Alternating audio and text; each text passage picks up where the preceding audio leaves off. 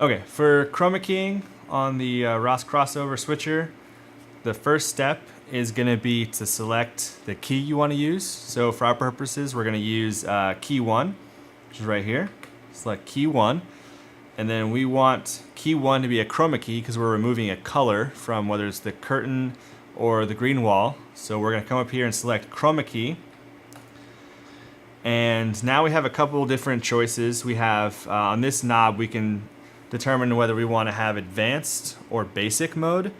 If you're just starting out, then you can do basic. It's obviously more basic. It has less options to play with, but it's just a little bit easier to use. And then the next knob is going to be the color we're using. So if we're using the blue curtain, obviously we want to have blue. If we're using the green, then we want to select green. So you can toggle over to green. Our purpose is we're going to be using blue. And then the next step is on the key auxiliary bus, this row of buttons, we want to select what camera we want to use.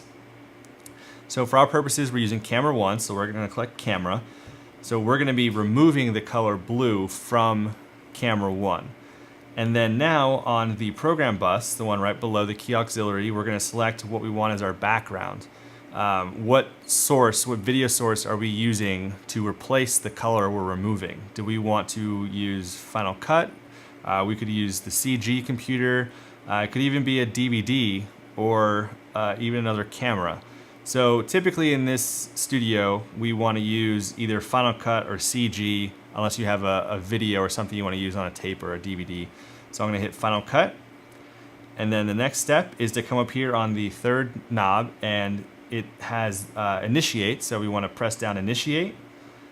So that's going to initiate it, but it's going to show up on the program, the preview screen, which is the left screen. So to bring it over, we can T-bar it over, or we can simply hit Cut.